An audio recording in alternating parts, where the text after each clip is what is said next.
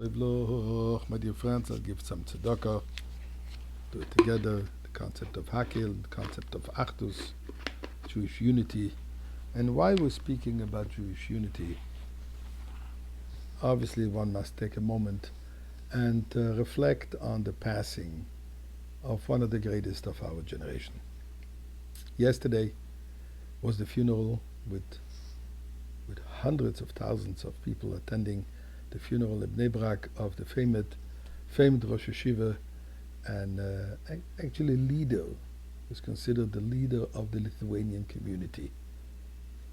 His name was Rabbi Gershon Edelstein, who passed away at the age of 100.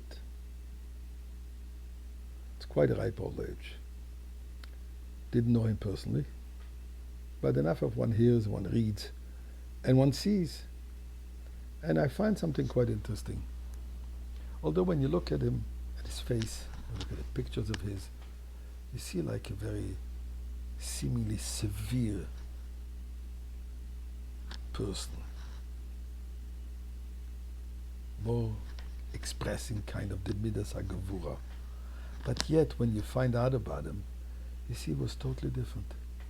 He was an extremely soft-spoken person, kind individual, who exumed kindness and goodness. And in fact, they attribute to him some fundamental changes within the education, within the view of Jews and Judaism, particularly within the Lithuanian community.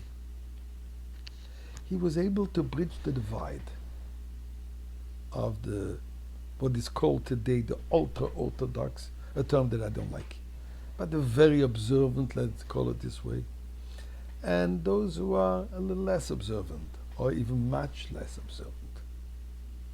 He had a sensitive spot for every Jew. In fact, years ago, he spoke about the Jewish soldiers, Israeli soldiers, who unfortunately lost their lives in battle. He said, these are martyrs, these are Kedoshim. Where some in the community might look with derision at the soldiers, and especially some yeshiva students who left the yeshiva and decided to go to the army, which in many areas is cause for tremendous rift. He didn't see it this way. He was welcoming. He was accepting. To a father who came to ask his advice about a son of his who unfortunately left the very observant lifestyle. And he told him, your rebellious son, you need to express love to him. Certainly don't use force, don't push, because you're going to get the opposite effect. Don't criticize. Use positive reinforcement. And this is something that he introduced in the educational system, where in the past was much more negative.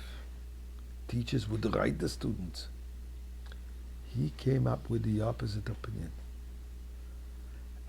And when I looked in a little bit, I'm not surprised. In his youth, one of his teachers was a famous Chabad Chassid, a great giant in Torah. It's called Reb Zalman Leib Astulin. For those who maybe remember him, he was a man walking on two crutches. He lost a foot during the Second World War. Great scholar, great Chassid. He was one of his mentors. Later on, actually in the famous little city in Russia, Klimovich was known to be a very Hasidic city.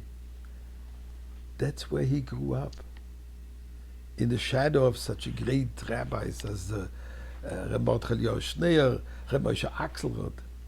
So obviously, this education, what we call the Girse de Yankese, his youthful education, his youth education that he received, imbued with Hasidic concept, has affected his thinking.